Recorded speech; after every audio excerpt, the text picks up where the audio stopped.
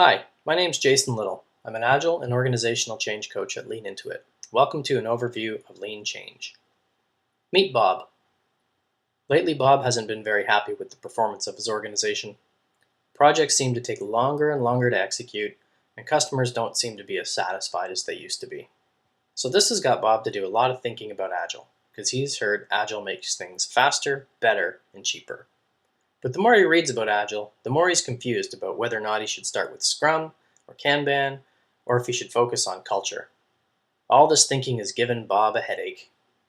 So he hires a big consulting firm to come in, and they do their presentation about how Agile makes things better, faster, and cheaper, especially if you buy their tool.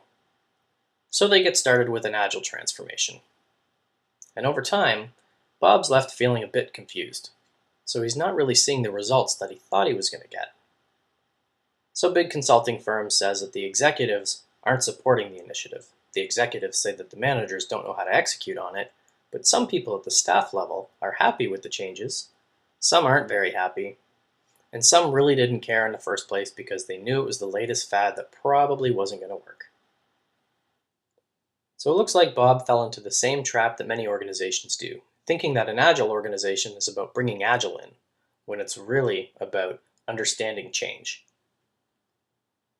So Bob's friend Jack tells him about this new book called Lean Change.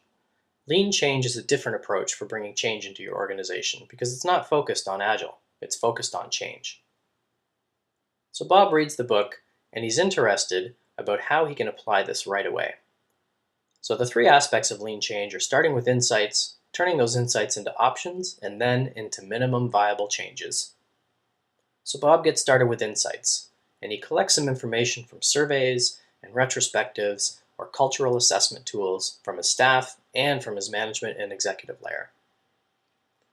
So he takes all of these insights and sees that a pattern emerged where people weren't really sure why Agile was brought into the organization. So Bob decides to take this information and turn that into a minimum viable change. Bob thinks his best minimum viable change at this point is to come up with a strategy board. So he creates a change canvas around how to get started with a strategy board. So the first thing he does is he comes up with some short, mid, and long-term goals for why he wants to bring Agile into the organization. And he comes up with some minimum viable changes, like creating pilot Scrum teams, because he thinks that is going to work best at this particular time. But remember, some people like change, and some people don't like change. So Bob's using the insights he collected to make that decision. Oh yeah, we can't forget about metrics, can we? So he comes up with some way of figuring out how to measure progress. Now that Bob's got his strategy board created, he puts this in an open area and communicates frequently to his organization about why these changes are being brought in.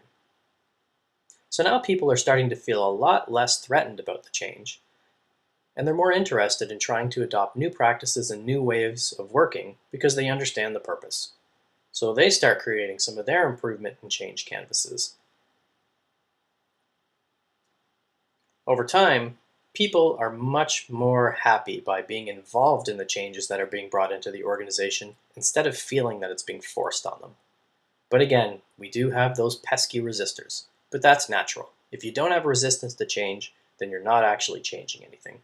And resistance is much better than apathy. So am I saying that lean change can make things faster, better, and cheaper? Absolutely not. That would be crazy. But lean change is a non-linear cycle that's focused on how you can listen to what's happening in your organization through insights, how you can turn those into options, and then finally into minimum viable changes.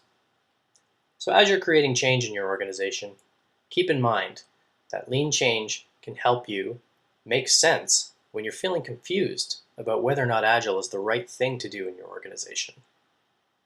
So have a look at Lean Change. You can grab it on LeanPub at www.leanpub.com/leanchange.